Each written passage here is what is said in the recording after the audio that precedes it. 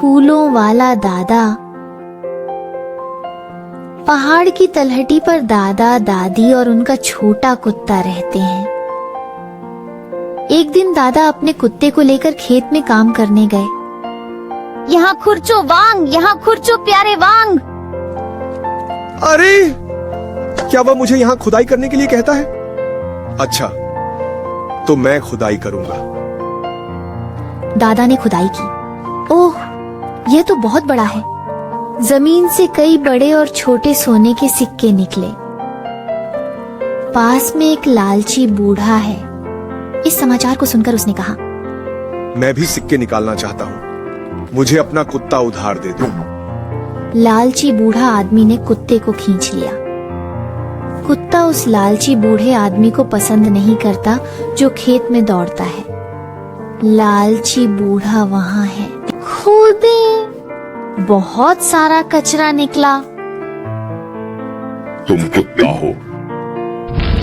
दादा को बहुत गुस्सा आया और उन्होंने छोटे कुत्ते को मार दिया। कुत्ते की हत्या के बाद दादा दादी ने बहुत रोया।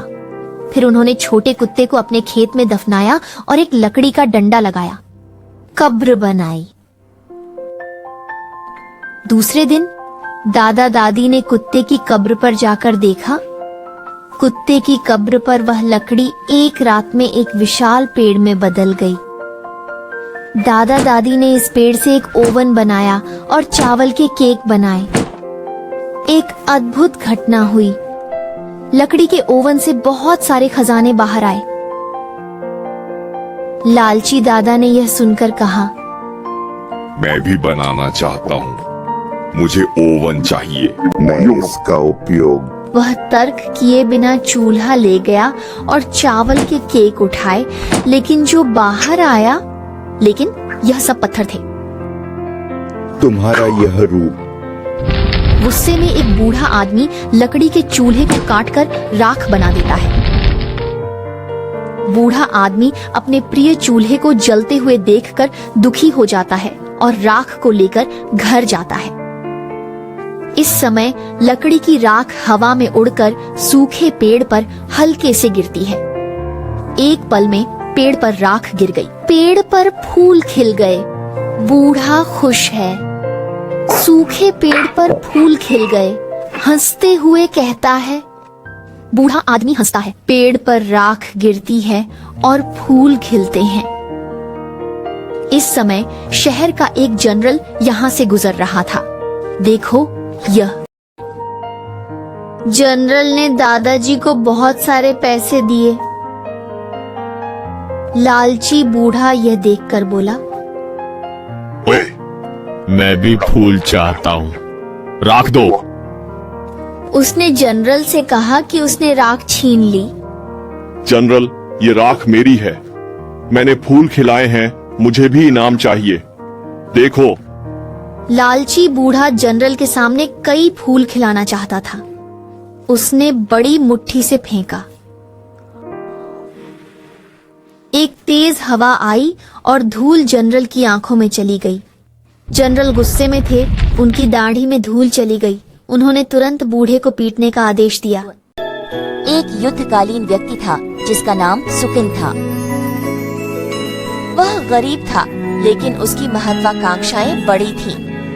वह कई सालों तक यात्रा करता रहा, लेकिन उसे कोई काम नहीं मिला, इसलिए उसे घर जाना पड़ा। सुकहीन जब घर आया तो उसके भाई भाभी, छोटे भाई बहन और पत्नी ने उसकी बेरुखी का मजाक उड़ाया।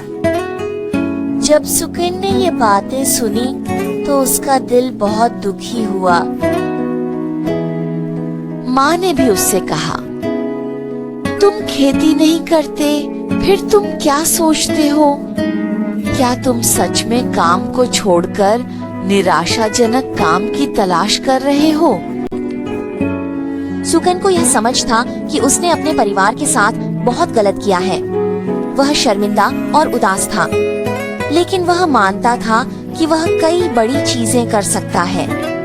अब ऐसा नहीं हो सकता क्योंकि उसकी पढ़ाई पूरी नहीं है। इसलिए उसने घर में रहकर पढ़ाई करने का निर्णय लिया। समय बचाने के लिए सुकिन ने एक उपाय सोचा।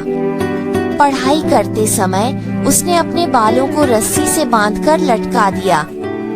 जब वह थक जाता, अगर वह फिर भी थका हुआ होता तो वह अपनी जांघ में चुभोकर जागता।